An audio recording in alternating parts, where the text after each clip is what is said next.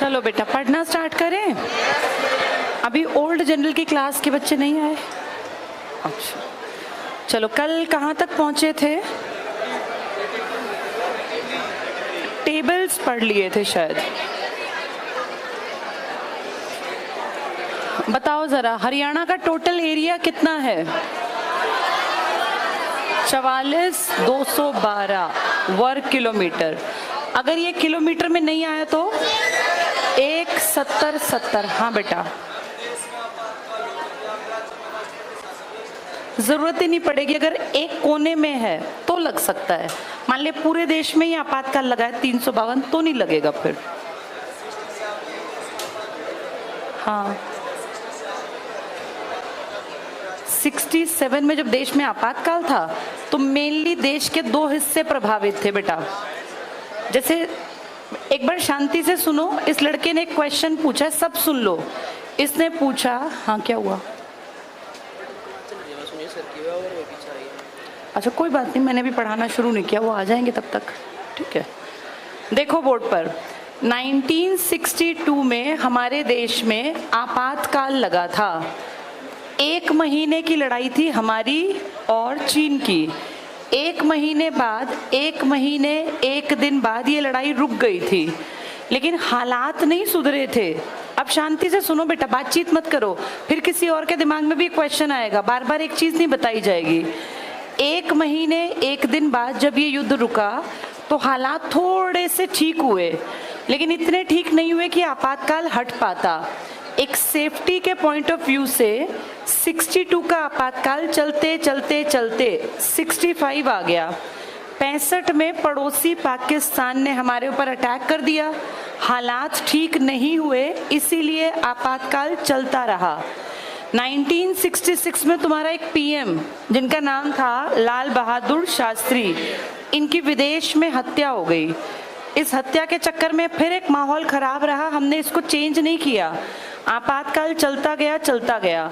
लेकिन 1966 के बाद आपके देश में एक स्टेबल सरकार आई, जिसको आप कहते हैं इंदिरा गांधी की सरकार। 66 से कब तक ये ठीक ठाक चली? 77। उस बीच में आपातकाल थोड़ा सेफ्टी के लिए खींचा, लेकिन बहुत स्ट्रिक्ट आपातकाल नहीं था। उसी बीच में 1966 में आपके कॉन्स्टिट्यूशन में अमेंडमेंट किया गया 18वां। जो बेटा ये ओल्ड वाले आ रहे हैं ना, जल्दी से जगह लेके सुन लो, या आधा टॉपिक निकल गया फिर आधा और निकल जाएगा। 66 में आपके देश में 18वां अमेंडमेंट हुआ, एक स्टेट बना पंजाब पुनर्गठन सीमा आयोग की सिफारिश पर हरियाणा। इसी टाइम पर दिल्ली एक यूटी बना। इसका मतलब राजनीतिक गतिविधियां चल रही थी देश में। 1962 का आपातकाल 65 तक तो रहा स्ट्रिक्ट। उसके बाद जब इंदिरा गांधी की स्टेबल सरकार आई, 67 में इंदिरा गांधी जीत कर आई। 66 में तो बनी थी डेथ के बाद, 67 के इलेक्शन में जीत के आई। फिर एक तरह से देश में दबदबा हो गया एक पार्टी का। इंदिरा गांधी के टाइम में भी आपातकाल चलता रहा, लेकिन 67 की कंडीशन काफी हद तक सुधरी हुई थी। 66 से इनफैक्ट कंडीशन सुधरनी स्टार्ट हो गई और 67 आते आते देश स्टेबल था।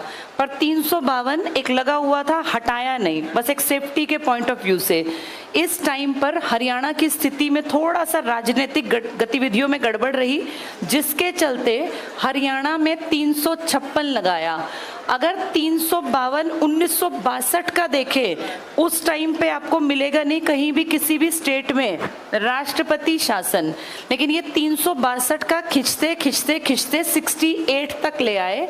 उस बीच में कई राज्यों में 65 से 68 के बीच में जिनमें राजनीतिक गतिविधियों में गड़बड़ मिली, वहां 356 का इस्तेमाल कर लिया गया। 352 अगर इंस्टेंट लगा है, मान लो 62 में लगा था या 65 में जब युद्ध हुआ, उस टाइम पर सारी पावर आपके देश में एकात्मक रूप धारण कर लेती है और फिर डिसीजन सिर्फ किसके चलते हैं? केंद्र के। लेकिन 62 का वो आपातकाल 65 के बाद थोड़ा मंदा पड़ गया, उसमें उतनी पावर्स इस्तेमाल नहीं कर रहा था केंद्र, और केंद्र ने अपनी पावर्स जो इसने जबरदस्ती जबरदस्ती पहले छीन के, किससे छीन ली थी? राज्य। उसके बाद हर राज्य ने अपना काम किया।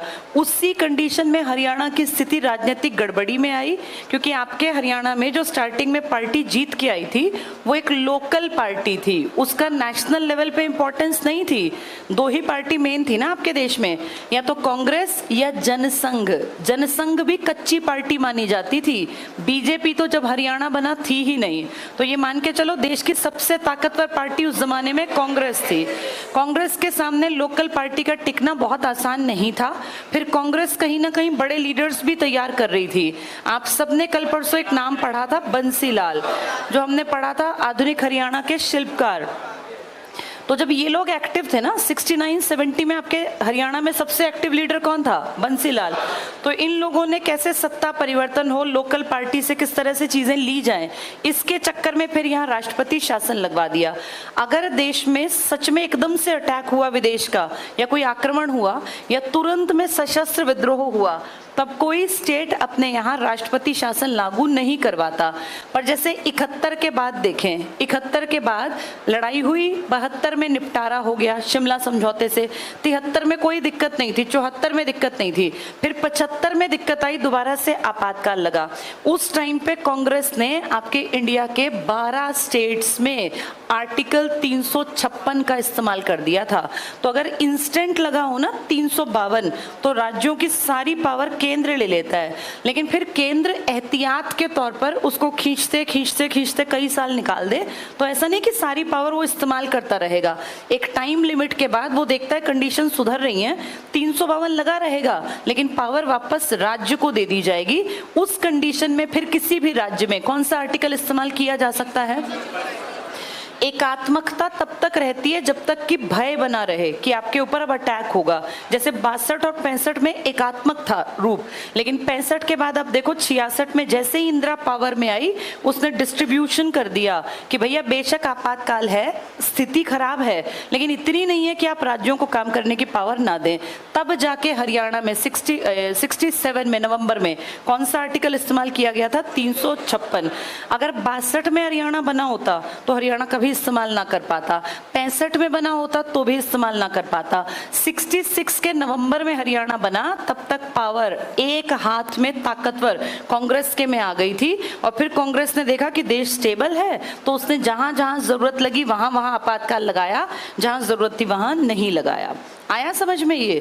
तो 352 का इस्तेमाल मेन होता है जब अटैक हुआ हो तुरंत से, लेकिन अगर वो बहुत ही लंबा खिंच जाए, क्योंकि उसके लिए लिखा हुआ है कि कितने काल तक चल सकता है वो, भाई अनिश्चित काल। अब अनिश्चित 10 साल हो गए, तो क्या 10 साल तक राज्य की सारी पावर केंद्र रख के बैठेगा? नहीं, वो स्थिति देखेगा, जब ज्यादा खराब है तो पावर इस्तेमाल करेगा, अदरवाइज पावर वापस देके कि भैया अपने अपने काम करो। हाँ, 352 सेफ्टी के लिए लगाए रखेंगे, इसीलिए 352 लगे लगे भी हरियाणा में किसका इस्तेमाल किया गया? 356। तब तक हालात सुधर गए थे। इंदिरा गांधी आके जम गई थी 67 के इलेक्शन में, उनका दबदबा था, तो फिर उन्होंने कहा कि राज्यों को काम करने दो, अगर दिक्कत लगी तो हम वापस ले लेंगे, नहीं तो अपनी पावर खुद इस्तेमाल करें। ठीक है, चलो आज उस टॉपिक को आगे बढ़ाते हैं जो हमने कल लगभग पूरा होने वाला है, शायद एक ही पेज रह गया था उसका। 83 तो कंप्लीट हो गया था, 83 का ऊपर वाला हिस्सा, ये नीचे का टॉपिक तो छोड़ दिया था ना अभी, मैप वाला, मैप लास्ट में कर लेंगे। पेज 84 पे आ जाओ। 84 में सबसे ऊपर एक छोटा सा, बहुत छोटा सा टेबल है, ये आगे जाके एक टॉपिक भी है, पहले थोड़ा सा जान लो। हरियाणा में म्यूजियम्स हैं। म्यूजियम में आप सब जानते हैं संग्रहालय में क्या रखा जाता है? जिन चीजों को इकट्ठा किया जाए, फालतू की चीज तो इकट्ठी करते नहीं, संग्रह करना मतलब इकट्ठे करना, आलय मतलब घर, यानी जहां पे पुरानी चीजों को, कुछ इंपॉर्टेंट चीजों को इकट्ठा करके रख दिया जाए, उसका नाम होता है संग्रहालय। हरियाणा में कोई बहुत ज्यादा संग्रहालय नहीं थे, लेकिन हमारा एक संग्रहालय बहुत इंपॉर्टेंट है, ये झज्जर वाला है, जो सबसे बड़ा। यहाँ पे एक स्वामी जी थे जिनका नाम था स्वामी ओमानंद। स्वामी ओमानंद जी ने बहुत साल मेहनत की, बहुत सारे सामान इकट्ठे किए, और इन्होंने झज्जर में एक बड़ा म्यूजियम बनाने की बात कही। म्यूजियम बनाना प्राउड की बात होती है, क्योंकि लोग घूमने आते हैं तो म्यूजियम पढ़े लिखे लोगों की पहली पसंद होता है। अगर आप दिल्ली जाएंगे, दिल्ली में इतिहास से जुड़े कई बड़े बड़े म्यूजियम्स थे, तो विदेशी हमेशा म्यूजियम देखने आते हैं, उससे वो आइडिया लगाते हैं आपके देश में, राज्य में क्या रहा होगा। तो हरियाणा में सबसे बड़ा म्यूजियम किस जिले में बनाया गया? झज्जर। किसने काम किया इसके लिए? हाँ, म्यूजियम बनाना आसान काम नहीं होता, पहले इसके लिए चीज़ें इकट्ठी करनी पड़ती हैं, फिर पता नहीं कितने लोगों से परमिशन लेनी पड़ती है, सरकारी कामकाज इसमें बीच में टांग अड़ाता है, सरकारी डीसी से फिर जगह देखनी पड़ती है, फिर ढेरों मंत्रालयों से संपर्क करना पड़ता है, तब जाके ये बनता है। तो एक तो झज्जर का सबसे बड़ा म्यूजियम हमारा इंपॉर्टेंट है, स्वामी ओमानंद जी ने काम किया। इसके अलावा पानीपत में एक संग्रहालय है हमारा, कुरुक्षेत्र में संग्रहालय है, लेकिन वो छोटे संग्रहालय हैं। मेन संग्रहालय कौन सा याद रखना है? हमारे यहाँ पे एक आदमी हुए थे GL नंदा, जिसका नाम आपने 2-3 बार कैथल लोकसभा सीट के टाइम सुना था। क्या आज कैथल में लोकसभा सीट है? कैथल लोकसभा सीट से ये आपके पहले और दूसरे इलेक्शन लड़े थे। आपके मतलब देश के पहले, हमारे यहाँ पे पहले, देश के तो कई हो चुके थे। 1967 का लोकसभा इलेक्शन जीते और फिर 1971 का लोकसभा इलेक्शन। इस टाइम पर आपकी सीट हुआ करती थी कैथल लोकसभा। कौन जीत के आया यहाँ? गुलजारी लाल नंदा। इनके नाम का भी आपके यहाँ म्यूजियम है। तो गुलजारी लाल नंदा का संबंध हरियाणा से कैसे है ये याद रखना। और ये इतनी बड़ी हस्ती हैं क्योंकि ये 2 बार लगातार, पहले और दूसरे पीएम की मौत के बाद 1964 और 1966 में 13 दिन के acting prime minister of India बने थे। मतलब इन्होंने एक्ट किया था 13 दिन के लिए कि मैं पीएम हूँ। ये प्रॉपर पीएम की लिस्ट में कभी नहीं आए, हमसे संबंधित है इसलिए पेपर में आ जाएंगे। तो इनकी सीट, इनका जो म्यूजियम है ये, और इनके दोनों इलेक्शन, इस टाइम तक आपका हरियाणा नहीं बना था। यहाँ पर ये बन गया था, बनने के बाद पहला और दूसरा। अगर लोकसभा के इलेक्शन की बात करें तो लोकसभा के इलेक्शन जब आगे जाके हुए थे 1977 में, 6 में होने नहीं दिए थे ना इंदिरा गांधी ने, तब तक आपकी सीट बदल गई थी और क्या नाम पड़ गया था? कुरुक्षेत्र सीट। तो आपकी कैथल सीट पे ये आदमी 2 बार जीत के लोकसभा में गया और ये भारत की बड़ी हस्ती हैं। ये पहले उप प्रधानमंत्री बने हैं, उसके बाद आपकी सीट से लड़े हैं। तो ये हमारे लिए भी प्राउड की बात है कि देश का एक्टिंग प्राइम मिनिस्टर, मैंने शायद उप बोल दिया, एक्टिंग प्राइम मिनिस्टर हरियाणा की इस सीट से जीतकर कहां तक गया है? लोकसभा तक। देखो 5 संग्रहालय दिए हैं।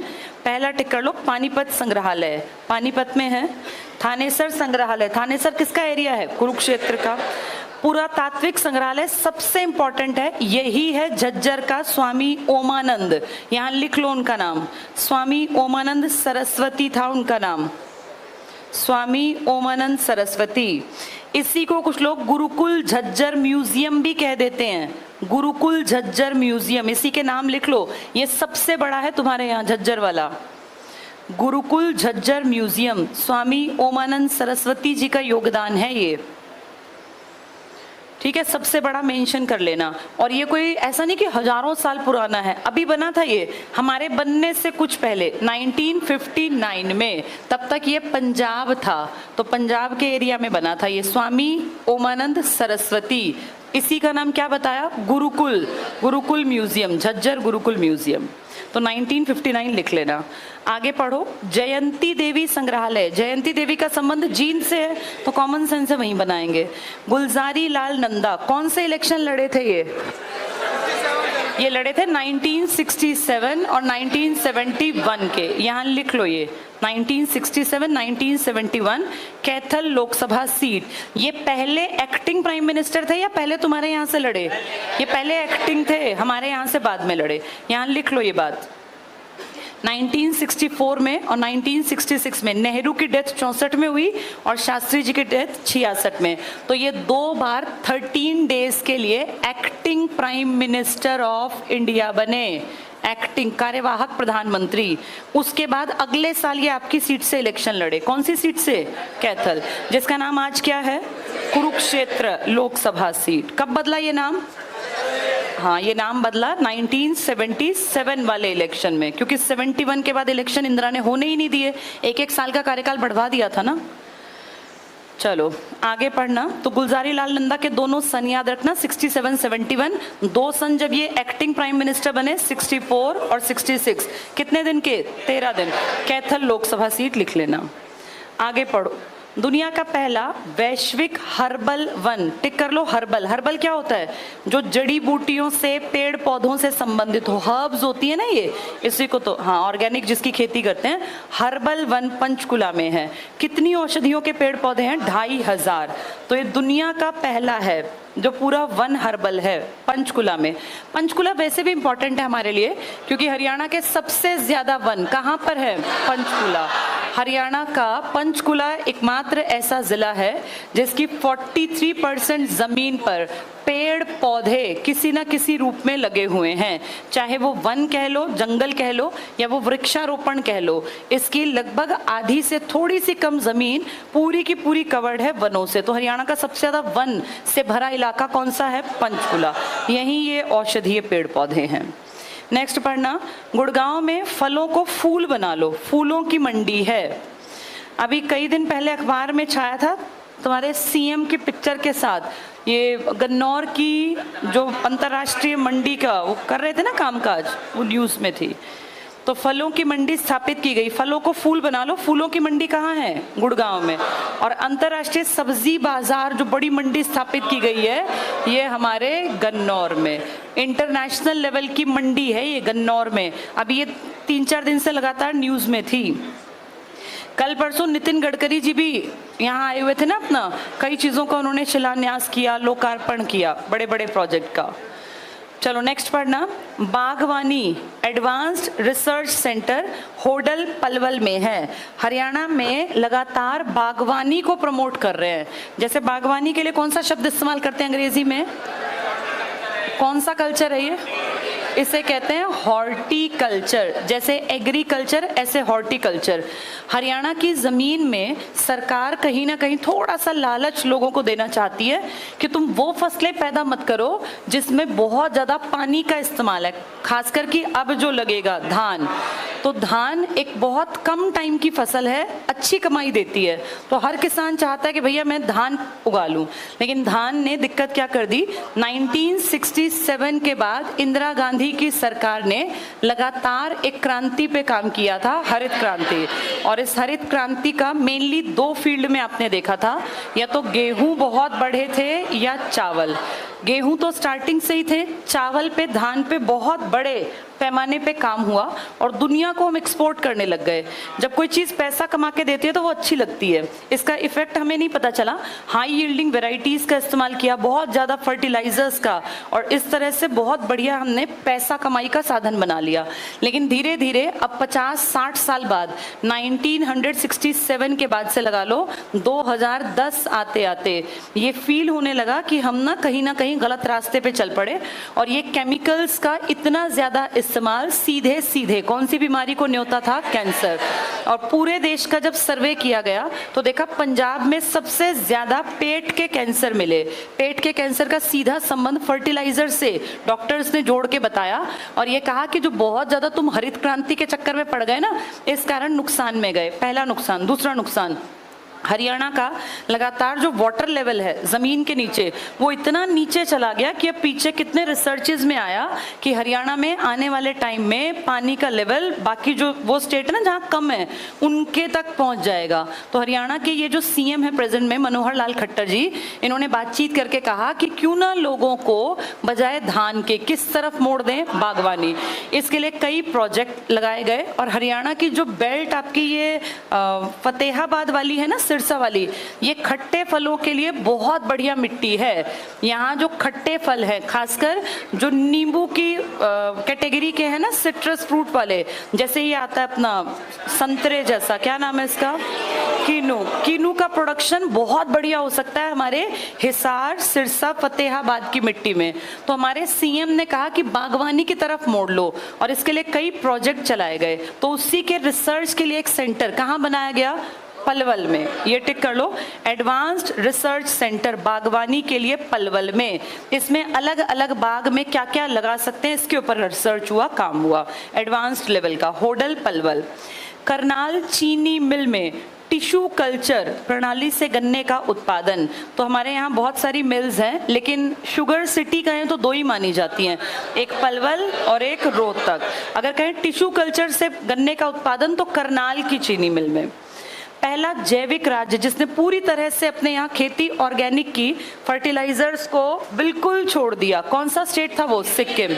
एक बार बोर्ड पे इस बात को समझ लो, सिक्किम भारत से ना वैसे भी कम प्रभावित है। हमने अपनी पॉलिटिकल जब चीजें पढ़ी तो हमें पता चला था कि 1975 से पहले सिक्किम एक छोटा सा देश था और यहाँ राजघरानों का राज था, राजतंत्र था। यहाँ चोगयाल नाम की एक कम्युनिटी का यहाँ राज था, जिन लोगों ने एक दो नहीं 333 साल राज किया। जैसे इंडिया में पहले मौर्यों ने राज किया, गुप्तों ने राज किया, फिर मुगलों ने राज किया, ऐसे छोटे से सिक्किम पर चोगयाल कम्युनिटी का राज था, जहां बाप के बाद बेटा ही राजा बनता था। लेकिन ये इतना छोटा था कि ये देश के रूप में इसको कोई खास पसंद नहीं करता था। इसके 3 तरफ इंटरनेशनल बाउंड्री थी, एक तरफ नेपाल, एक तरफ भूटान और ऊपर चीन। इंडिया ने अपने कोशिश की कि भाई ये हमसे भी लगता है, क्यों ना इसकी सेफ्टी के लिए काम करें, और हमने थोड़ी सी कोशिश की थी 1974 में। फिर 1975 ये टाइम था इंदिरा गांधी का। इंदिरा गांधी ने कोशिश करके अपने कॉन्स्टिट्यूशन में अमेंडमेंट करके और धीरे धीरे करके इस स्टेट को अपना हिसाब किताब जैसा था वैसा बना लिया। 1975 में इमरजेंसी के टाइम को ज़्यादा बोल भी नहीं सकता था विपक्षी भी, तो इसको हमने इंडिया का स्टेट बना लिया, कॉन्स्टिट्यूशन में लिख लिया 36वां संविधान संशोधन। लेकिन इनको हमने गारंटी दी कि जैसा तुम खाते हो, जैसा तुम पहनते हो, जो तुम चाहते हो वैसे अपनी चीजों को कैरी ऑन करना, हम कभी अपनी टांग बीच में नहीं अड़ाएंगे कि भाई ऐसा नहीं करना। इन्होंने अपनी पसंद का सीएम बनाया और इनका रिकॉर्ड है आज तक भारत में 25 साल सबसे ज्यादा, 25 थे नहीं, 25 नहीं थे, 23 साल प्लस नहीं 25 था भाई, 23 तो अब इसको हो गए उड़ीसा वाले को, और 23 से थोड़ा ज्यादा ये था भट्टाचार्य बंगाल वाला, 25 साल थे। 25 साल तक इनका एक आदमी इनका सीएम रहा, पवन चामलिंग। 8 सीएम हैं आपके देश में जो 20 से ऊपर कूद चुके हैं, मतलब 20 साल से सीएम रह चुके, अपने आप में बड़ी बात है। पवन चामलिंग सिक्किम के थे और कहीं ना कहीं इनका संबंध सिक्किम के लोकल जनता से रहा होगा, तभी उन्होंने पसंद किया। 25 साल तक सीएम का ये पहला रिकॉर्ड है इंडिया में, अब तक ये टूटा नहीं है। इनके पीछे कई लोग हैं और जो तोड़ सकते हैं वो लाइन में ही लगे हुए हैं। उड़ीसा के सीएम जिनका नाम है नवीन पटनायक, तो जो ये सिक्किम है इसने कहा भाई मैं अपने यहाँ ऑर्गेनिक खेती को बढ़ावा दूंगा। हमने कभी पहले भी इसको कुछ नहीं कहा, अब भी कुछ नहीं कहा। थोड़ी सी जनसंख्या है, बहुत छोटी सी आबादी है, ऑर्गेनिक करके भी इनका पेट भर जाएगा। ऐसा नहीं है कि सिक्किम देश का पेट भरता है, जैसे पंजाब है, हरियाणा है, यूपी है, ये देश का पेट भरते हैं। अगर हम 100% ऑर्गेनिक खेती करने लग गए ना तो देश भूखा मरेगा। तुम्हारे बिल्कुल सामने लाइव एग्जाम्पल पड़ोसी देश श्रीलंका, जिसमें हाहाकार मच रहा था। इसकी सबसे बड़ी गलती क्या मानते हैं? इसने पूरा एग्रीकल्चर किस पे शिफ्ट कर दिया? अब जितने ये प्रोडक्शन लेता था उसकी प्रोडक्शन का एकदम से टोटल प्रोडक्शन गिर गया। ऑर्गेनिक हमें ये तो पता ही है कि बराबरी नहीं कर सकता। ऑर्गेनिक में घिया की एक बेल में लगा तो एक घिया, 2 घिया लगे, ना लगे तो एक भी ना लगे। लेकिन जो आप फर्टिलाइजर का इस्तेमाल करते हैं उसमें एक घिया की बेल में एक रात में आप देखो 20-30 घिया लग जाते हैं, तो वो 20-30 परिवारों का पेट भरते हैं। ऑर्गेनिक गारंटी नहीं है कि होगा या नहीं होगा, हो सकता है ऑर्गेनिक में कीड़े लग जाएं और शायद एक भी बेल ना चले। जबकि अगर आप फर्टिलाइजर्स का इस्तेमाल करते हैं तो गारंटी है कि 1 एकड़ में आप इतना उगा लेंगे कि बहुत सारे एरिया में आप कंजम्पशन लोगों की पॉसिबल कर सकते हैं अपने एक खेत से। अब ऑर्गेनिक पे 100% उतरने का मतलब था कहीं ना कहीं प्रोडक्शन एकदम डाउन जाएगा, जिसके चलते श्रीलंका में पिछले साल इतना हाहाकार मचा कि वहां हर चीज के दाम बढ़ गए। सिलेंडर नहीं कई 1000 रुपए का एक भरा जा रहा था, पिछले साल न्यूज में था। यहाँ इतनी महंगाई बढ़ गई कि इनके राष्ट्रपति को भागना पड़ा अपना घर छोड़ के, राष्ट्रपति भवन में लोग घुस गए, हाहाकार मचा, मारकाट मची। तो इसका सबसे बड़ा कारण जो देखा गया वो ये था कि इन्होंने तुरंत से सारा एग्रीकल्चर किस पे शिफ्ट कर दिया। तो ये कहना बड़ा आसान है कि ऑर्गेनिक की तरफ मुड़ो, लेकिन ऑर्गेनिक से इतना प्रोडक्शन लेना कि पेट भर सके ये नामुमकिन बराबर है। धीरे धीरे इस तरफ शिफ्ट करना चाहिए। पर आपका एक छोटा सा स्टेट है सिक्किम, इसकी आबादी भी थोड़ी सी है। अगर ये 100% शिफ्ट हो भी गया गया तो भी इसको दिक्कत नहीं है, ये पेट भर लेगा। लेकिन अगर हरियाणा 100% बन जाए तो देश भूखा मरेगा। देश में, देश के अंदर और बाहर बासमती चावल का सबसे बड़ा निर्यातक कौन है? हरियाणा। हमारी बेल्ट है 3 के, कैथल, करनाल, कुरुक्षेत्र। इतना चावल प्रोडक्शन करते हैं कि विदेशों तक हमारा बासमती जाता है। तो हम जैसे राज्य नहीं 100% कन्वर्ट हो सकते। कौन हो गया आपके यहाँ पर? सिक्किम। वही बता रहे हैं कि सिक्किम देश का पहला ऑर्गेनिक स्टेट था। यहाँ लिख लो 25 साल पवन चामलिंग। सिक्किम की राजधानी क्या है? सिक्किम में तुम्हारा इंडिया का सबसे ऊंचा पहाड़ हिमालय का है, जिसका नाम क्या है? कंचनजंगा। नेक्स्ट पढ़ना, देसी गाय का A2, ये कोई कैटेगरी है, दूध बेचने वाला पहला राज्य कौन बना? हरियाणा। बागवानी, हॉर्टिकल्चर है, को बढ़ावा देने के लिए हरियाणा में 140 गांवों को जैविक गांव, ये पुरानी बात हो गई, जैविक गांव तो बहुत सारे बन गए। ई स्टैंपिंग जो इलेक्ट्रॉनिक थी सारी ऑनलाइन वाली, मार्च 2017 से अनिवार्य कर दिया गया। अब कई साल पुरानी बात हो गई। दिसंबर में, ये भी पुरानी बात है, रोहतक के ITI मैदान में सहकारिता दिवस मनाया गया। अब ये नहीं पूछेंगे। अगला बहुत काम का है, पहला पेट्रोलियम अनुसंधान और विकास सेंटर कहाँ है? हरियाणा में। फरीदाबाद की क्या खास बातें थी? शहर कैसा था? छोटा बड़ा? शहर बड़ा था, जिला छोटा। आबादी सबसे ज्यादा थी ना, कितने लाख? 18 लाख। कितने व्यक्ति थे वो? और सबसे कम कहाँ थे? कितने थे? 303। ठीक है, पढ़ के देखो ये। तो पेट्रोलियम अनुसंधान विकास सेंटर फरीदाबाद में, पेट्रोलियम का पूछे तो फरीदाबाद। पहला वैकल्पिक विश्वविद्यालय, स्किल डेवलपमेंट के लिए बड़ा जोर शोर से मोदी जी ने अपने पहले टेन्योर में बहुत इसके लिए नाम अपना जो है बड़ा किया था। लेकिन अब देखो 2016 के बाद से कितने साल बीत गए। आज हम 2023 का आधा साल खत्म कर चुके लगभग। इन सालों में जो गारंटी ली गई थी इस चीज की कि भाई विश्वकर्मा जो यूनिवर्सिटी बनेगी, इसमें किस चीज को डेवलप करेंगे? स्किल। और स्किल के बेस पे 100% क्या हो जाएंगी? जॉब्स। यहाँ से निकले कोई लोग जॉब में दिखे तो नहीं। इसका मतलब ये स्किल डेवलपमेंट भी बिल्कुल बेकार सा प्रोजेक्ट था, जिसका रिजल्ट अभी तक तो नजर नहीं आया। अब तुम लोगों को याद नहीं होगा, जब मोदी जी की सरकार पहले टर्म में आई थी ना, तो इन लोगों ने एक बहुत अच्छा प्रोजेक्ट लॉन्च किया था, जिसमें हर गाँव में स्किल डेवलपमेंट सेंटर बनाया था। उसमें हर गांव में हजारों रुपए दिए थे। 7-8 हजार गांव हैं यहाँ पर। उन हजारों रुपयों में कहा था कि हर गांव में, उसी गांव के अंदर एक सेंटर ओपन करेंगे जिसमें कंप्यूटर की शिक्षा गांव के लड़के लड़कियों को मुफ्त देंगे, जहां सिलाई कढ़ाई और इस तरह की चीजें जिससे जीवन यापन कर सकें। मेरे ख्याल किसी एक गांव में भी वो सेंटर अब नहीं चल रहा। इसके लिए बहुत सारा पैसा ऊपर से भेजा गया था। सरकार ने अपने बजट का करोड़ों का एक दिखाया था कि भैया इतना रुपया हम हर गांव में एक सेंटर बनाएंगे।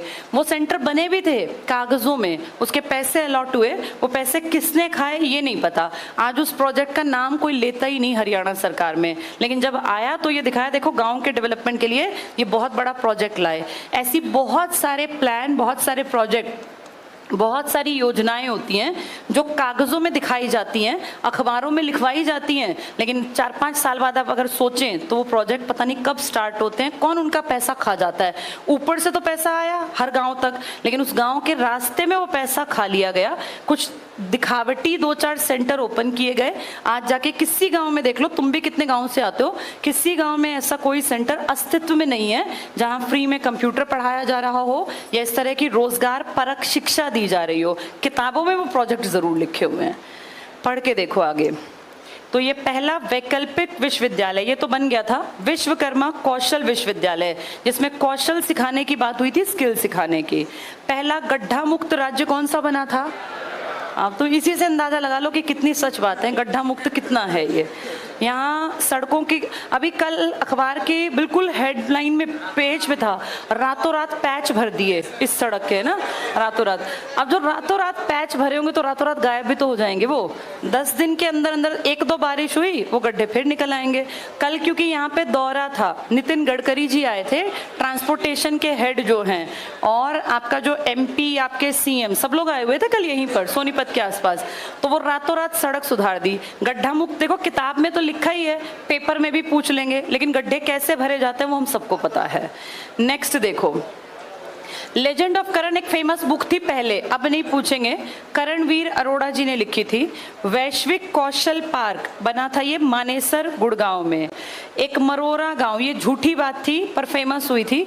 डोनाल्ड ट्रंप सबको पता है कौन थे, अमेरिका के हेड, बहुत बड़े बिजनेसमैन, बहुत पैसे वाला। झूठ झूठ बात फैला दी, सुलभ शौचालय चलते हैं इंडिया में। और बिंदेश्वर पाठक नाम के एक आदमी ने वो पहल स्टार्ट की थी कि भैया बाहर लोगों को खुले में शौच के लिए ना जाना पड़े, आज से कई साल पहले। तो उन्होंने क्या झूठ फैला दिया था कि डोनाल्ड ट्रंप ने हरियाणा का एक गाँव गोद ले लिया और उसका नाम ही रख दिया मरोरा गाँव, मतलब गाँव का नाम था तो डोनाल्ड ट्रंप के नाम पे इसका नाम। तो मरोरा गांव देखो क्या कह रहे हैं, ट्रंप गांव से विख्यात गांव। बिंदेश्वर पाठक जो सुलभ शौचालय जिनके चलते हैं, इन्होंने ये झूठी निकली घोषणा, सच थी ही नहीं। नेक्स्ट है रेल कोच नवीकरण फैक्ट्री, ये कहाँ बनी है, बड़ी गांव सोनीपत में। रेल कोच कई एकड़ जमीन लेके इसमें काम चल रहा है। महत्वपूर्ण नगरों के उपनाम तुम लगभग जानते हो। पानीपत का नाम क्या है, बुनकरों की नगरी, हैंडलूम्स। और पेट्रोकेमिकल्स, पेट्रोकेमिकल्स क्यों कहते हैं, पेट्रोलियम का बहुत बड़ा कामकाज 1998 में स्टार्ट हुआ था। काम 80 से कह रहे थे लेकिन प्रॉपर अगर चेक करोगे तो 1998 आएगा। यहाँ लिख लो रिफाइनरी 1998। युद्धों का अखाड़ा, पानीपत की तो फेमस लड़ाइयाँ हैं हमारे पास। कैथल पढ़ लो, किसकी नगरी है, हनुमान। कपी स्थल कैथल ही तो है, हनुमान जी की जन्मस्थली। वानरों का, तो कपी का मतलब वानर ही होता है, उनका वास स्थल। छोटी काशी क्यों है कैथल, युधिष्ठिर और उनके भाइयों ने 9 ग्रह छोटे छोटे कुंड बनाए थे, किसके कहने पर, कृष्ण। इसके ऊपर लिख लो 9 ग्रह या नवग्रह, उसकी काशी है ये।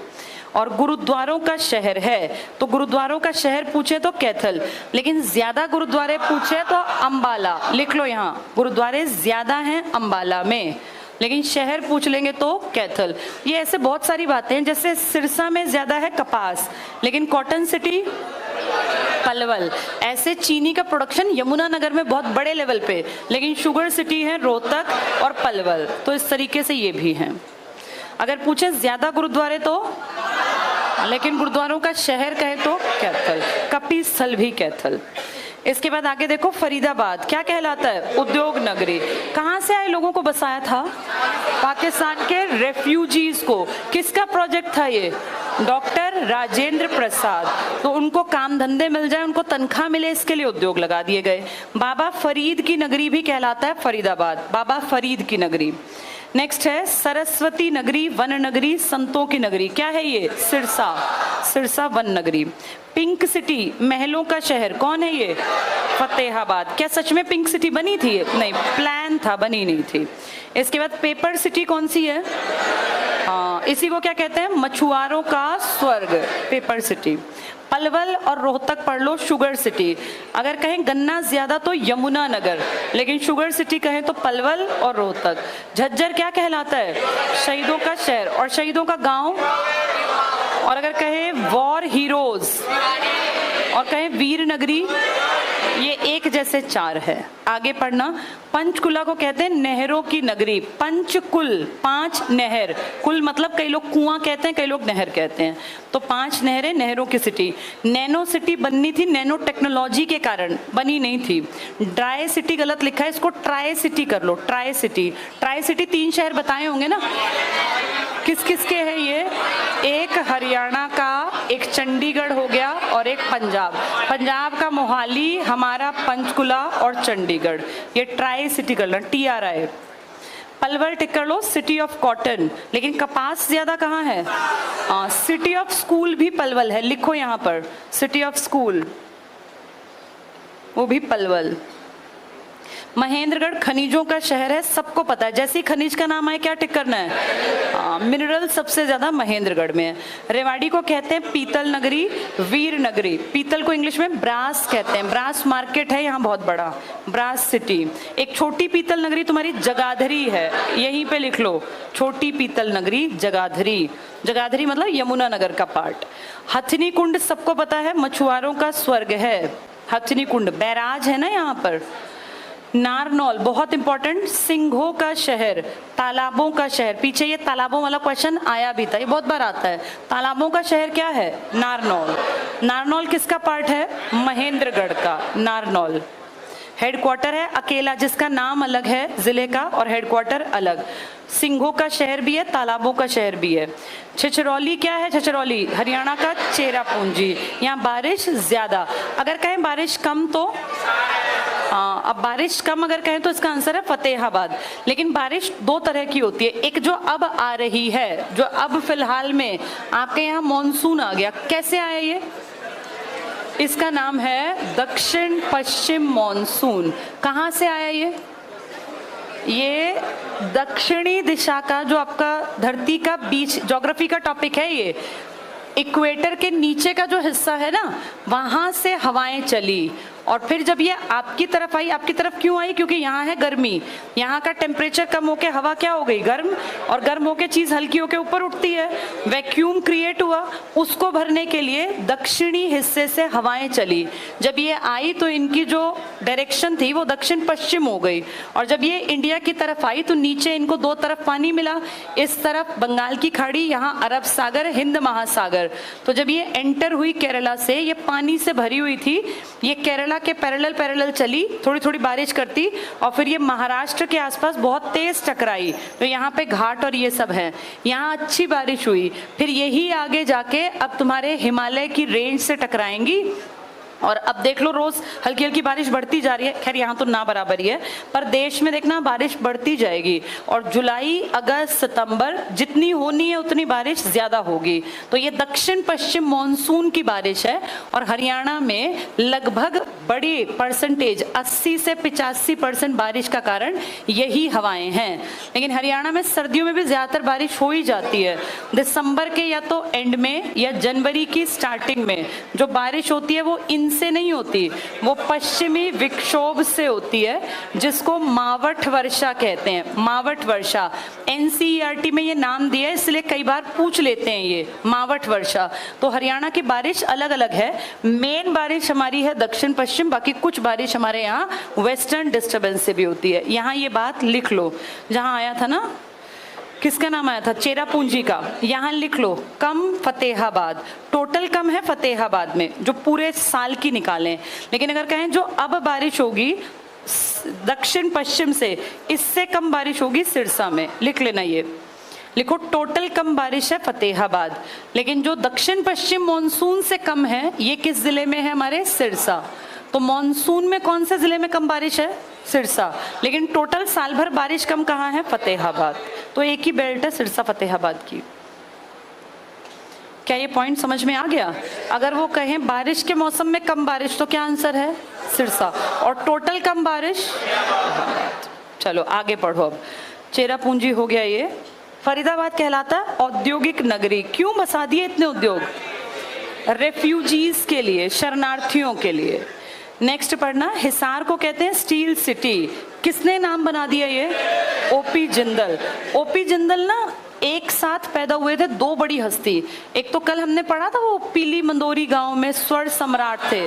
कब पैदा हुए थे? 1930। सेम ओपी जिंदल पैदा हुए थे। यहाँ लिख लो ओपी जिंदल के बारे में दो बातें। बड़े आदमी थे, एमपी बने थे और चुनाव जीत कर गए थे। इंडस्ट्रियलिस्ट पहले हैं हरियाणा के। लिखो ओपी जिंदल। 1930 उनका birth year. Same birth year किसका था? पंडित जसराज का। जसराज जी तो अभी तो मरे हैं। कब? 2020 में। ये भी क्या पता जिंदा रहते, प्लेन क्रैश में मारे गए थे 2005 में। ओपी जिंदल, नहीं तो क्या पता ये भी इतना जी जाते। लिख लो यहाँ बर्थ 1930। इसके बाद यहाँ लिखो 1952। तो कितनी छोटी एज, मतलब 22 साल के जवान लड़के थे जब इन्होंने पहली अपना काम किया था। लिखो बकेट फैक्ट्री, जिसमें बाल्टी बनती थी, बाल्टी तसले ये सब बनते थे, ये लगाई थी 1952 में। और फिर 1964 में लिखो पाइप मैन्युफैक्चरिंग यूनिट लगाई। ये बड़ा बिजनेस था। 1964, 30 में जन्मे, 22 साल के थे 52 में। तो छोटी सी बाल्टी बनाने का काम धंधा शुरू किया, और फिर उससे एक्सपीरियंस लेके 12 साल बाद पाइप बनाने का काम किया। स्टील की फैक्ट्री लगा ली थी 1969 में। नेक्स्ट लिख लो 1969। पाइप से फिर 5 साल सीख के फिर 1969 में बड़ा बिजनेस स्टार्ट किया, स्टील फैक्ट्री। ठीक है, नेक्स्ट लिखना 1996 में एमपी बने। एमपी नहीं, सॉरी, ये एमएलए बने 1996 में। बोर्ड पे देखो, ऐसे कंफ्यूजन में रहोगे। पैदा कब हुए? पहली फैक्ट्री कब लगाई? ये पहला काम शुरू किया था। क्या बनाते थे? बाल्टी वाल्टी, छोटा मोटा भाई खरीद के लाते थे, फिर थोड़ा बहुत काम। 12 साल बाद क्या शुरू कर दिया? पाइप बनाना। और 1969 में हाँ स्टील का बड़े लेवल पे एक तरह से बिजनेस स्टार्ट कर दिया। यहां से आगे बढ़े हैं। इसको उल्टा कर दो। 1996 में क्या बने? क्या जीते? चुनाव। चुनाव जीतने का मतलब आपकी छवि अच्छी हो गई होगी। ये हरियाणा का पहला इंडस्ट्रियलिस्ट है, पहला उद्योगपति है जिसने पैसा कमा के और राजनीति में कदम रखा। तो 1996 में चुनाव जीते, लेकिन 2005 में एक हेलीकॉप्टर में थे, वो क्रैश हो गया और इनकी डेथ हो गई। तो यहाँ से शुरू करके देखो इनका सफर। 30 में जन्म, 22 साल में पहला काम धंधा शुरू किया, 64 में काम को बिजनेस बनाया और यहाँ जाके बड़ा बिजनेस बना दिया। उल्टा कर दो, चुनाव जीत गए, 2005 में डेथ। 4-5 ये लिख लेना, कुछ भी पूछे तुम्हें पता हो ओपी जिंदल के बारे में। तुम्हारे हरियाणा के कहाँ इनकी यूनिवर्सिटी चलती है इनके नाम की? सोनीपत में। और ये यूनिवर्सिटी वर्ल्ड लेवल की है, ये सच बात है। दुनिया के बहुत सारे बच्चे, इसका आधे से ज्यादा क्राउड तो विदेशी आके पढ़ रहा है यहाँ। हमें दिखते क्यों नहीं? क्योंकि कैंपस एरिया अंदर है, रेजिडेंशियल है, इसलिए आपको आते जाते लोग नहीं मिलते। आने जाने वाला वहाँ अलाउ ही नहीं है। उस कैंपस को इतना बढ़िया डेवलप कर रहे हैं कि इंटरनेशनल लेवल पे उसकी वैल्यू है, उसके एक अपना एक स्तर है। चलो ओपी जिंदल के बारे में 5-6 बातें हमने लिख ली। 1996 में चुनाव जीते, 2005 में डेथ। चलो आगे बढ़ते हैं। अब स्टील किंग हो गया। आगे देखो हिसार में इस्पात नगरी, वही उसी का पार्ट है ये। मैग्नेट सिटी, मैग्नेट मैंने बताया था, ये मैग्नेट नहीं है, ये काउंटर मैग्नेट। क्या मतलब काउंटर मैग्नेट का? किसी एरिया से लगता वो एरिया जहां डेवलपमेंट पूरी हो गई हद से ज्यादा, अब उसके आसपास डेवलपमेंट की जाएगी। तो हरियाणा के कितने शहर काउंटर मैग्नेट? 2, एक अंबाला और एक हिसार। यहाँ टिक कर लो, ये मैग्नेट सिटी, इसको पूरा लिख लो काउंटर मैग्नेट, और यही लिख लो Hisar plus Ambala. Education city लगातार कौन उभर रही है? हाँ, किसके नाम पर है ये तुम्हारे? Rajiv Gandhi education city. कितने हजार एकड़ की बात कर रहे हैं? 5000 प्लस। कितने में काम शुरू है? 2000 प्लस एकड़ में। 2026 या 2000 भी कह दोगे, दिक्कत नहीं है। ये है सोनीपत एजुकेशन सिटी। यहाँ एनएलयू बताया होगा मैंने। एनएलयू का नाम क्या रखा? Doctor BR Ambedkar national law university. Ashoka university यहाँ पर है, SRM है, बहुत दुनिया भर की ये नेशनल लेवल के बड़े बड़े यूनिवर्सिटी यहाँ आ गई। नेक्स्ट पढ़ो, एजुकेशन हब रोहतक। अब एजुकेशन हब की परिभाषा बदल रहे हैं और धीरे धीरे एजुकेशन सिटी ही क्या बनती जा रही है? Education hub. हब आपको पता ही है, जहां सारी चीजें एक जैसी हों, बड़े लेवल पे डेवलप की जाएं। हरियाणा में पहले एजुकेशन हब किसको कहते थे? रोहतक। रोहतक में ना 2 तरह के संस्थान बहुत बड़े लेवल पे है। एक तो स्टेट लेवल पे, स्टेट लेवल का परफॉर्मिंग आर्ट्स का, विजुअल आर्ट्स का, टीवी से जुड़ा इस तरह के कामकाज जो स्टेट लेवल की यूनिवर्सिटी हैं, वो कहां पर डेवलप की गई थी? रोहतक में। अब क्या किया इसके साथ साथ एक बहुत बड़ा institute IIM, Indian institute of management. सबको पता है यहाँ एडमिशन होना बहुत टफ है, बहुत हाई लेवल के एग्जाम्स आते हैं। ये हरियाणा में सिर्फ एक है और ये कहां पर है? रोहतक में। इसके अलावा रोहतक में बहुत फेमस, जो हर बच्चे को पता है, MDU, और भी बहुत सारे संस्थान हैं। इसके चलते रोहतक का नाम क्या रखा गया? Education hub. लेकिन अब रोहतक से वो दर्जा किस तरफ चला गया है? सोनीपत, क्योंकि सोनीपत में संस्थान ज्यादा आते जा रहे हैं। ये टिक कर लो।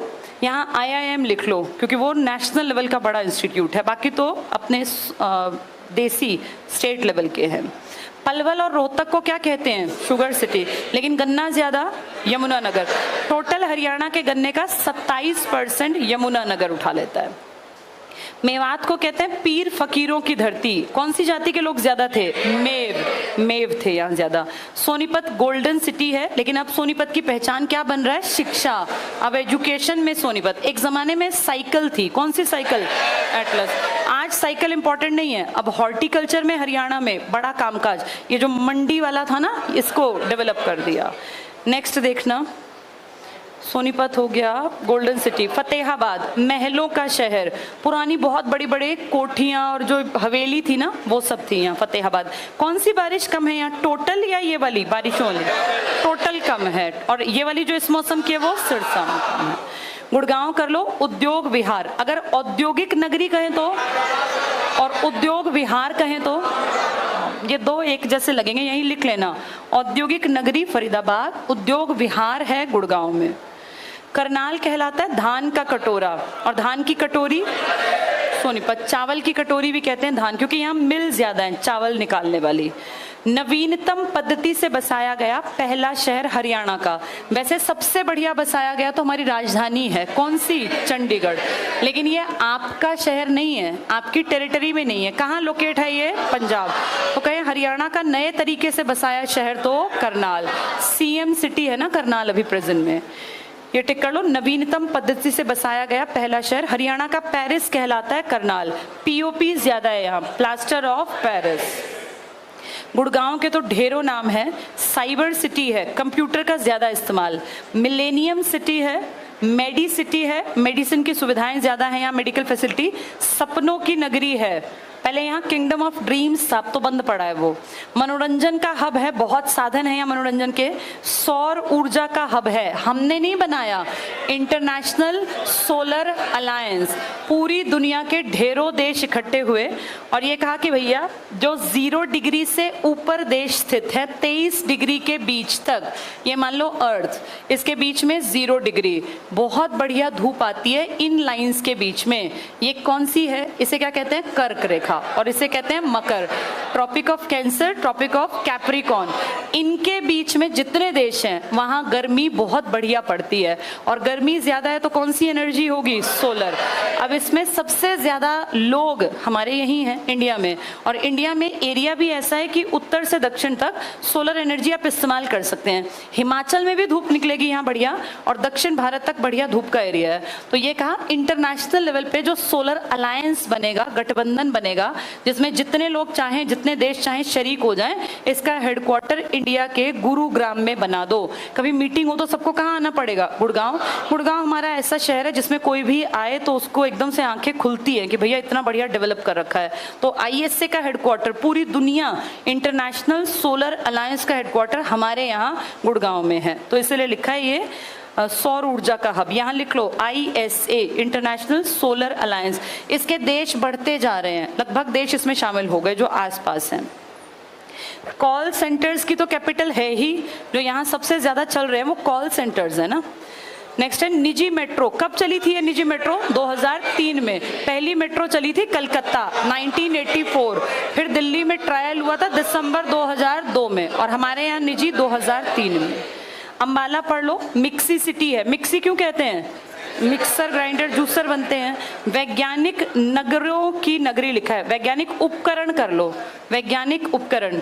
साइंटिफिक अपरेटस की नगरी या शहर कहलाता है ये। साइंटिफिक सिटी नहीं है, जैसे साइंटिफिक ठीक लिखा है लेकिन ये साइंटिफिक अपरेटस लिखना था। अगर कहें साइंस सिटी, तो साइंस सिटी आपके हरियाणा में बनने की बात हुई थी, बनी नहीं है। एक साइंस सिटी आपकी है वेस्ट बंगाल में, पढ़ा लिखा इलाका है। दूसरी आपकी पंजाब में है कपूरथला, जहां रेलवेज का बहुत बड़ा कामकाज है। और तीसरी डेवलप करने की बात हुई थी सोनीपत में 2017 में, पर 17 से आज 23 आ गया। सोनीपत में जो बच्चे रह रहे हैं उनको पता है यहाँ कोई सिटी डेवलप अभी तक तो हुई नहीं है। किस नाम से डेवलप करनी थी? Science city. Scientific apparatus city कहें तो अंबाला, लेकिन अगर साइंस सिटी कहें तो किसका नाम आएगा? सोनीपत का। काम अब तक एक नहीं हुआ, तुमने कहीं बोर्ड नहीं देखा, हमें कहीं दिखाई नहीं देता कि साइंस सिटी बनी हो, लेकिन कागजों में 2017 में साइंस सिटी की परमिशन मिल गई है। हो सकता है 10 साल लग जाए, 20 साल लग जाए, बनेगी तो हरियाणा के सोनीपत में बनेगी। ये साइंटिफिक है, साइंटिफिक आया तो आंसर क्या है? अंबाला, और साइंस सिटी आ गया तो सोनीपत में। आगे पढ़ना, इसमें साइंटिफिक सिटी हो गया ना। कुरुक्षेत्र को कहते हैं सिटी ऑफ पार्क्स।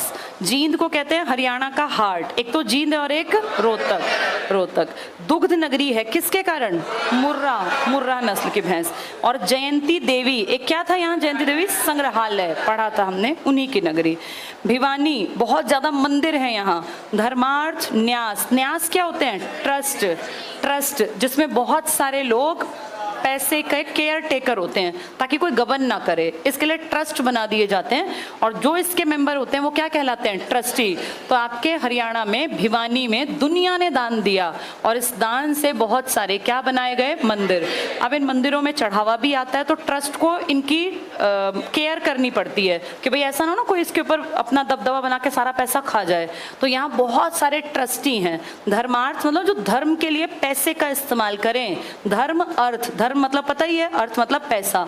तो धर्मार्थ न्यासों की नगरी है, न्यास ही ट्रस्टी होते हैं। भिवानी में सबसे ज्यादा मंदिर भी हैं, ये टिक कर लो, धर्मार्थ न्यासों का शहर। या ट्रस्टी लिख लो, ट्रस्टी मेंबर होते हैं। जैसे आपका दुनिया का सबसे बड़ा प्राइज कौन सा है, नोबेल। तो नोबेल में बहुत पैसा था नोबेल नाम के आदमी के पास। जब वो मरा तो उसने ना तो शादी की, ना उसकी वाइफ, ना उसके बच्चे, पैसा बहुत ज्यादा। तो उसके पैसे की केयर टेकिंग के लिए एक ट्रस्ट बना दिया। उस ट्रस्ट के पास बहुत सारा पैसा है, उस पैसे को वो लोगों को देता है बड़े बड़े बिजनेसेस में लगाने के लिए, फिर वो उनसे उसका इंटरेस्ट लेता है और बहुत पैसा उसके पास है आज भी। उस पैसे से वो दुनिया के सबसे बड़े प्राइज देता है, नोबेल प्राइज। अब उस पैसे में गबन ना हो इसके लिए क्या बना रखे हैं, ट्रस्टी। ऐसे तुम्हारे यहाँ मंदिरों में गबन ना हो तो उसके लिए धर्मार्थ न्यास बना रखे हैं, ट्रस्टी बना रखे हैं। ये टिक कर लो, धर्मार्थ न्यासों का शहर। काशी नगरी, काशी क्यों कहते हैं, मंदिर, मंदिर लिख लो यहाँ, मंदिर ज्यादा। सिटी ऑफ वॉर हीरोज है हमारा भिवानी, मंदिरों का शहर है। और मिनी क्यूबा, क्यूबा कहाँ है, क्यूबा कहाँ है, कैरिबिया, कैरिबियाई सागर कहाँ है, ये दक्षिण अमेरिका के ऊपर के हिस्से में। यहाँ कौन सा देश है वो, क्यूबा, छोटा सा, कैरिबियाई सागर में है, दक्षिण अमेरिका में पड़ता है ये, उत्तर पूर्व की डायरेक्शन में। अगर दक्षिण अमेरिका मैप में बनाए, मान लो नॉर्थ अमेरिका, साउथ अमेरिका, इस तरफ की बेल्ट है ये, यहाँ पड़ जाता है। और यहाँ पे छोटा सा क्यूबा, यहाँ बहुत बढ़िया क्यूबा में बॉक्सिंग का बहुत बड़ा काम है। तो अपने यहाँ बॉक्सर्स जो बनाए जा रहे हैं लड़के लड़कियां, वो भिवानी बॉक्सिंग क्लब में, जिसको शॉर्ट में आप कहते हैं बीबीसी, 2008 से न्यूज में था ये बीबीसी का क्लब। ये टिक कर लो इसमें, मिनी क्यूबा। यहाँ लिख लो, कैरिबियाई देश, बॉक्सिंग के लिए फेमस है। यहाँ बीबीसी लिख लेना, बीबीसी एक ब्रिटिश ब्रॉडकास्टिंग वाले भी हैं जो ये न्यूज और ये सब करते हैं। एक बीबीसी आपका हरियाणा का पर्सनल है, भिवानी बॉक्सिंग क्लब। राजकीय संकेतकों पे आ जाओ। हर स्टेट ने अपने एम्बलम बना रखे हैं, जैसे देश का एम्बलम है, देश का नेशनल सॉन्ग है और नेशनल एंथम है, ऐसे हरियाणा ने भी अपनी चीजें बना रखी है, अपनी पहचान बना रखी है। ये बहुत बार एक नंबर में पूछ लेते हैं तो हमें पता हो सारा। पहला टिक करना, राष्ट्रीय खेल कौन सा है हरियाणा का, कुश्ती। पक्षी कौन सा है, हाँ, काला तीतर। इसके आगे लिखा है राष्ट्रीय, ये राजकीय है, हमारा पर्सनल है, देश का नहीं है ये। यहाँ राजकीय लिख लो, यानी जो उस राज्य का हो। राजकीय पक्षी हमारा तीतर है, कौन सा तीतर, काला तीतर। ब्लैक फ्रैंकोलिन भी पेपर में आ सकता है, ब्लैक फ्रैंकोलिन। हमारा फूल कौन सा है हरियाणा का, कमल। राजकीय भाषा क्या है हमारी, हिंदी। दूसरी भाषा अब पंजाबी। जब तुम अलग हुए किससे अलग हुए थे, तो पंजाबी भाषा पढ़ाई जा रही थी तभी तो हम अलग हुए थे। किसने कहा था, जनता ने, कि हम क्यों पढ़े पंजाबी? इसका मतलब हम किससे अपना लगाव नहीं दिखा रहे थे। अगर जब हम अलग हुए 1967 में हमारी चुनी हुई सरकार बनी, अगर उस टाइम पे हमारी सरकार कहती हुई पहली भाषा हिंदी, दूसरी भाषा बनाना जरूरी है, ये नियम है, तो दूसरी भाषा ज्यादा हमारे यहाँ क्या चलती थी, पंजाबी। लेकिन अगर तुम पंजाबी बनाते तो पंजाब वाले हंसते कि पहले तो हमसे लड़ रहे थे कि पंजाबी हमें नहीं सीखनी, हमें नहीं सिखानी, हमारी भाषा बना ली। तो उनको जवाब देने के लिए हमने पंजाबी पे कांटा लगा दिया। और आपके देश में सबसे ताकतवर सीएम जो हरियाणा के रहे वो बंसीलाल, इन्होंने कहा कि भाई साउथ इंडिया को हम प्रमोट करेंगे अपने हरियाणा में, और इसलिए वहां की एक भाषा इन्होंने, कौन से वाली, तमिल, इसको अपनी दूसरी भाषा बना लिया। कायदे से देखा जाए तो हरियाणा का एक आदमी तमिल बोलना तो दूर समझ भी नहीं सकता, हमें तमिल का एक अक्षर नहीं पता, लेकिन तमिल को बस किसको का हटाना था, पंजाबी नहीं इस्तेमाल करनी, वो ये ना कह पाए कि हमसे अलग क्यों है जब पंजाबी तुम्हें बोलनी थी, इसलिए हमने तमिल को रखा। हमने तमिल में कोई काम नहीं किया, कभी नहीं किया, ना ही यहाँ कोई तमिल जनसंख्या आबादी रहती। 2010 तक आते आते जब ये क्लियर हो गया कि हरियाणा पंजाब सच में अलग है, जब लोगों के मन में बात आ गई भैया हम अलग हैं, तब फिर लिखित में कागजों में इस तमिल को हटा के और किसको दे दिया, पंजाबी। आज हम ये बात कहें पंजाबी हमारी लैंग्वेज है, तो पंजाब ये नहीं कहेगा कि अलग क्यों हुए थे, अलग आज थोड़ी ना हुए थे, उस जमाने के लोग जालिए। अब आज की पीढ़ी को पढ़ाया जाएगा भैया फर्स्ट लैंग्वेज तुम्हारी हिंदी है और सेकंड लैंग्वेज तुम्हारी पंजाबी है। किस सन में बनाई, 2010 में। 13 साल हो गए पंजाबी को अब हमारी भाषा के रूप में। तो ये टिक कर लो, दूसरी भाषा पंजाबी। यहाँ लिख लो 1969 से तमिल थी 2010 तक, 1969 से 2010 तक तमिल। 66 में तो हमने कुछ किया ही नहीं था, 67 में सरकार बनी, फिर एक साल सरकार टिकी नहीं थी, मार्च में बना था हमारा सीएम और नवंबर में क्या लग गया था, आपातकाल, फिर वो मई तक गया 68 तक। तो ना ऐसे आवाजाही चलती रही। स्टेबल सरकार आई थी जब बंसीलाल जी ने काम संभाला, जब बिजली पहुंचाई, जब ये गुड़गांव का मारुति का प्लांट लगा, फिर सरकार टिकी थी लंबी। ये टिक कर लो पंजाबी, यहाँ लिख लेना। कब से कब तक रही पंजाबी, 2010 से अब तक चल रही है। तमिल कब से कब तक थी, 69 में लिखित में बना दी और 2010 तक। किसने बनाई थी वो, और ये 2010 वाली हुड्डा, भाई 4 से 14 के बीच में हुड्डा थे यहाँ, तो हुड्डा ने बना दी फिर पंजाबी। राजकीय वृक्ष कौन सा है हरियाणा का, पीपल। इसको फाइकस रेलिगियासा भी कहते हैं, ये नाम पूछ लेते हैं टफ बनाने के लिए। राजकीय पशु हमारा क्या है, काला हिरण। तो दोनों काले, हमारा पक्षी है काला तीतर और जानवर है हमारा काला हिरण, इसको ब्लैक बक कह देते हैं, BUCK। सबसे बड़ा खेल पुरस्कार हरियाणा देता है, भीम पुरस्कार। इसमें 5 लाख रुपए कैश और 20,000 रुपए महीने की फिर पेंशन बन जाती है। हरियाणा का लौह पुरुष कौन था तुम्हारा, बंसीलाल। बंसीलाल ने सबसे बड़ी अचीवमेंट क्या दी हरियाणा को, बिजली पहुंचा दी हर गांव तक, बहुत बड़ी बात थी ये। हरियाणा केसरी कौन कहलाता है, और शेर हरियाणा चौधरी देवीलाल। केसरी का मतलब भी शेर ही होता है, बस बात करने का तरीका अलग है। शेर हरियाणा कहें तो चौधरी देवीलाल, जननायक देवीलाल या ताऊ देवीलाल। यहाँ लिख लो इनके साथ ही, हरियाणा केसरी के पास ही लिख लो शेर ए हरियाणा। शेर ए हरियाणा, केसरी और शेर एक ही हैं पर उपाधि अलग अलग है। हरियाणा केसरी पंडित नेकीराम शर्मा।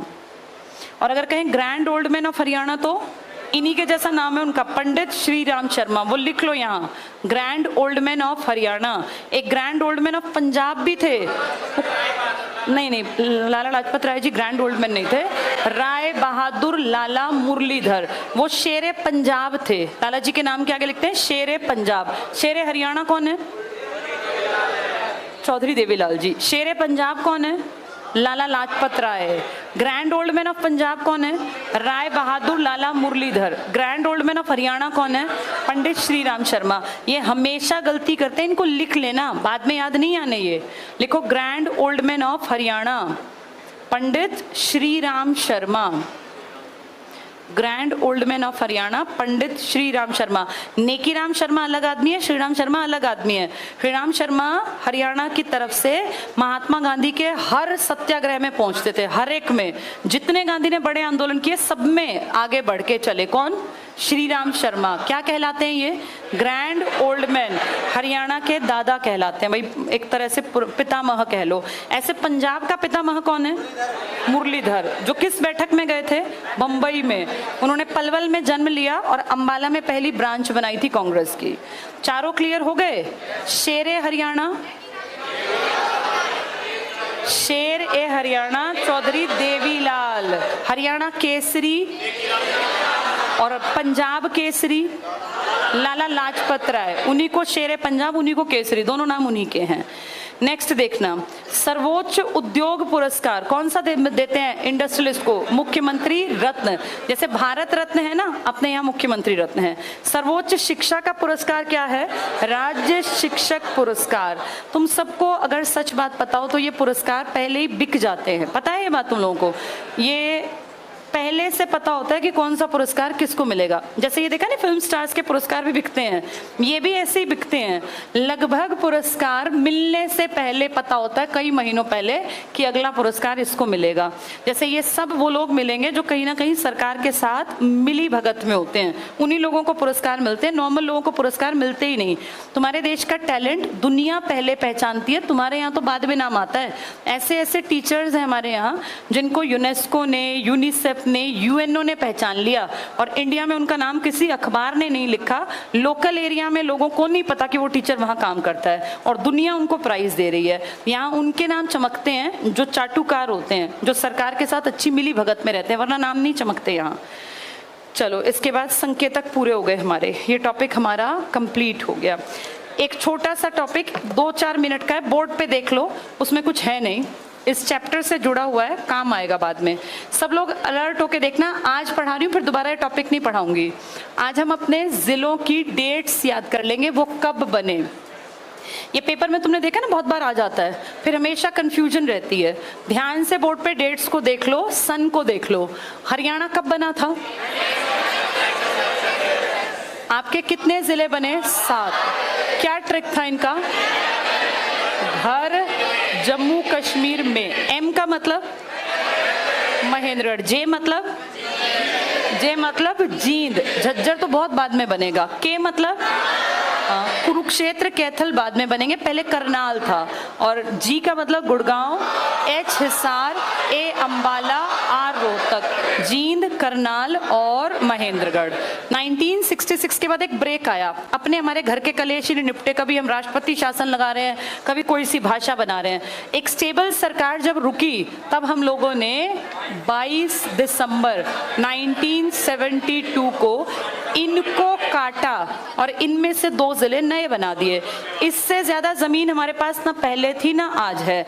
आप इन बड़े बड़े टुकड़ों को ही काट छाट के, जैसे भिवानी काट के तुम्हारे सामने क्या बन गया, तो किसी की जमीन थोड़ी ना ली है, भिवानी की जमीन का नाम क्या बन गया? चरखी दादरी एक हिस्सा। इन 7 में से काट के 2 बना दिए, एक सोनीपत बना दिया और एक भिवानी। जब ये अलग हुए थे ना 7, तो इनमें सबसे बड़ा था हिसार और सबसे छोटा था जींद। तो सबसे ज्यादा काट छाट किस में हुई होगी? हिसार। जो बड़ा है उसी में से हिस्से ज्यादा निकले होंगे, जींद में से काट छाट कम हुई है। बोर्ड पे देखते रहो, 1 महीना 1 दिन बाद 23 जनवरी, अगला साल आ गया 73।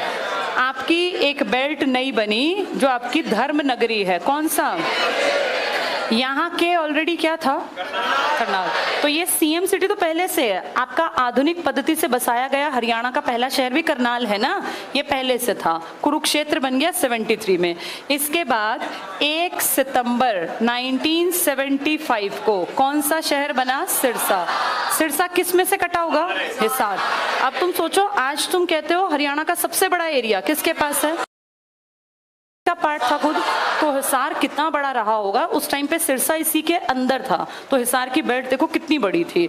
75 के बाद 4 साल का ब्रेक आया और फिर 1979 में 15 अगस्त को आपका 12वां जिला बना फरीदाबाद। फरीदाबाद 12वां कैसे बना? 7 तो यहाँ, 8, 9, 10, 11, 12वां। कई बार जानबूझ के इसको 12वां जिला पूछ लेते हैं, इसलिए मैं बता रही हूँ। सारे वहां बैठ के गिनने की जरूरत नहीं है, पर इसके ऊपर कई बार ऐसे पूछते हैं 12वां जिला कब बना। आप जैसे अगर देखें ध्यान से, फरीदाबाद तो पहले से था, औद्योगिक नगरी पहले से बसा रखी है तुमने 47, लेकिन एक जिले के रूप में इसको मान्यता मिल गई कि भाई ये टेरिटरी इसकी है, इसका नाम अब के बाद एक जिले के रूप में है। तो कौन से नंबर का जिला था ये? इसके बाद 10 साल तक हमने काम किया, हम जमे, हमने पैसे कमाए ताकि हम आगे बढ़े। 10 साल तक हमने कुछ नहीं किया, शांति से पैसे कमाए। इसके बाद 1989 में 1 नवंबर को वापस हमने कई जिले बनाए। जैसे हमने पहले 1 नवंबर को कितने जिले बनाए थे? 7 ना। 79 के बाद हमने कहा भाई काम कर लो, जिले पिले बाद में, पहले पैसे कमा लो। 10 साल खूब पैसा कमा के 4 नए जिले बनाए इकट्ठे। ये थे KRPY। कृपा याद कर लो, हमारे ऊपर कृपा हुई और हमें 4 नए जिले मिल गए। अब के देखो, ये करनाल, ये कुरुक्षेत्र, इसका मतलब ये कैथल। आर से एक ही है रेवाड़ी, पी से पानीपत, पंच पंचकुला नहीं है, ये पंचकुला और लेट बनेगा। वाई का मतलब यमुनानगर। पानीपत एक ऐसा जिला है जिसको अलग कर दिया 1989 में, ये वापस चिपक गया करनाल के साथ, एक ही बना दिए। ऐसा होना आसान नहीं होता। अलग होने से ना जिले खुश होते हैं, क्योंकि अलग होने का ना अलग से पैसे आएंगे, अलग से डेवलपमेंट के लिए कुछ मिलेगा, अलग से आपके एरिया में MP MLA की इंपॉर्टेंस बढ़ेगी, अलग चीज हो जाती है ना अपने एरिया में। तो जितने जिले बनते हैं वो खुश होते हैं। इनफैक्ट जिले लड़ते हैं अलग होने के लिए। अभी पीछे नहीं देखा कि भाई गन्नौर, ये गोहाना, ये कह रहे थे हमें भी अलग कर दो। अलग होने से ना बहुत फायदा होता है, पैसे का एक अलग से एक तरह से बारिश होती है, अलग जिले के लिए अलग तरह से ग्रांट्स आती हैं। तो ये एक ऐसा जिला है जो अलग कर दिया करनाल से, फिर वापस उसके साथ चिपक गया, आगे जाके फिर अलग हो गया। ये 2 साल का सारा खेल था, 89 से 91। लेकिन ये इकलौता ऐसा जिला है जो पहले अलग हुआ, फिर जाके उसके साथ मिला, फिर अलग हुआ। कौन सा जिला है ये?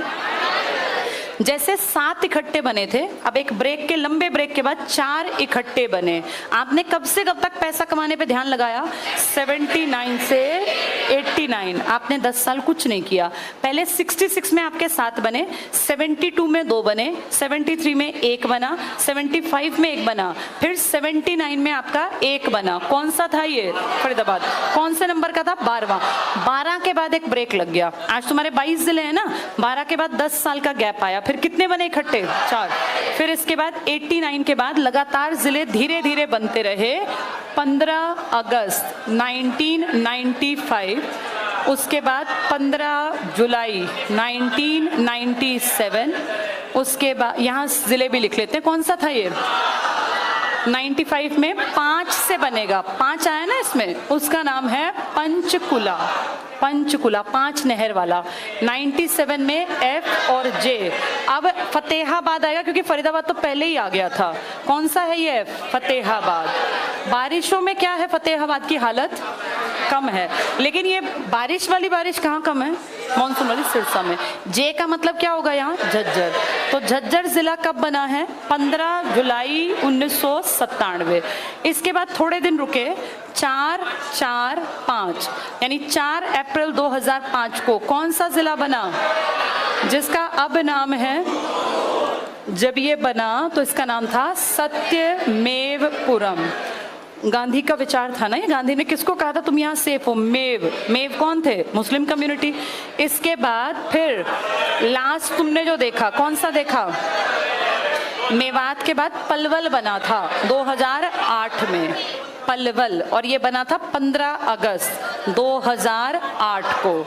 इसके बाद एक ब्रेक आया, तुम्हारे बिल्कुल सामने बना है 1 दिसंबर 2016, लास्ट है ये। कौन सा बना? ये बना चरखी। चरखी दादरी। दादुर मतलब मेंढक। मेंढक की अधिकता थी ना यहाँ तालाब में, तो इसका नाम पड़ा दादरी। कई लोग कहते हैं कि पृथ्वीराज के बेटे बिल्वराज चौहान ने उस जमाने में बसा दिया था ये अब तक के जिले हैं। इसको याद करना बहुत जरूरी है, याद करना बेहद आसान है। एक बार बस बोर्ड पे जल्दी से देखो, ये और ये तो बेल्ट याद हो जाएगी। 7 इकट्ठे कौन से हैं? घर JK में। और फिर 89 में क्या हुई हम पे? कृपा, KRPY। ये के लास्ट में कौन सा आया? कैथल। सबसे पहला के था करनाल। बीच के सन याद कर लेना, कौन कौन से सन है ये बीच में? 72, 73, 75। तो ये 66 से 7, ये 79 में। फिर 89 के बीच में आ गए, तो 72, 73, 75 और 79। सबसे पहले 2 जिले बने, सोनीपत और भिवानी। 1 महीने 1 दिन बाद अगला साल बदल गया था, और कौन सा जिला बना? कुरुक्षेत्र। 75 में क्या बना? सिरसा, जो आज एरिया में आपका सबसे बड़ा है। किस में से कटा था ये? हिसार। 79 में बना फरीदाबाद।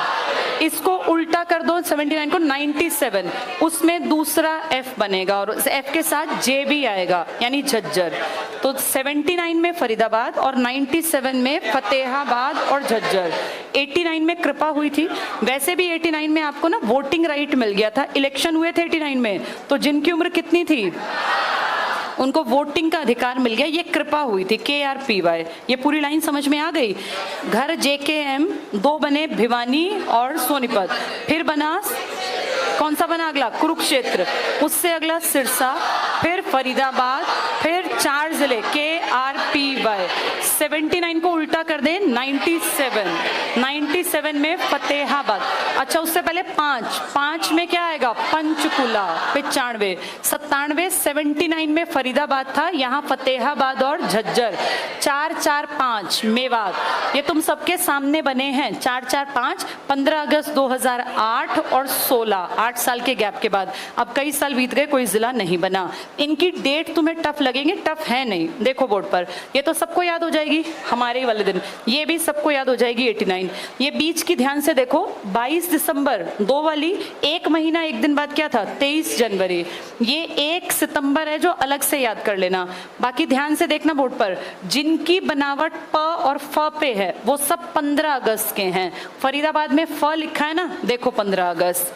इसके बाद आगे देखो जरा, ये पंचकुला है ना, ये रहा 15 अगस्त। इसमें फतेहाबाद को भी छोड़ दो, पलवल है ना प, ये रहा 15 अगस्त। सबसे लास्ट वाला तो तुम्हारे बिल्कुल सामने बना है 1 दिसंबर को। जो दुखी कर सकता है मेवात। मेवात की डेट 4-4-5, वैसे भी याद रह जाएगी 4-4। जैसे 1-2-3 क्या है, कल्पना चावला की डेथ। ऐसे 4-4-5 क्या है, कौन सा जिला बना, मेवात, जहां मेव जाती थी। अब देखना जरा, 15 अगस्त सिर्फ 2 जिले हैं ये वाले जो आजादी से ठीक 1 महीने पहले। सन तो तुम्हें याद ही है, हर कोई 15-15 था, लेकिन जहां FJ इकट्ठे हैं वो 15 जुलाई में आएगा, 15 जुलाई। बाकी सब तुमने लाइव देखे हैं। ये मेवात की डेट क्या है, 4-4-5। तुमने लास्ट जो देखा वो दिसंबर में बना था, 1 दिसंबर 2016। आ गए समझ में? ये जो इकट्ठी लाइन है वो क्या डेट जाएगी, 1 नवंबर। 7 तो पहले और KRPY बाद में। 11 जिले तो सीधे गए। 15-15 किस किस में आएगा, फरीदाबाद में और पलवल में और पंचकुला में। और जो F और J इकट्ठे हैं वो 1 महीना पहले, 15 जुलाई। 4-4-5 को मेवात बना, और जो तुम्हारे बिल्कुल सामने बना है 1 दिसंबर 16। 23 जनवरी 1973 को बन गया था कुरुक्षेत्र, और 22 दिसंबर 1972 को क्या बना था, सोनीपत और भिवानी। 2-4 बार पढ़ोगे याद हो जाएंगे। चलो।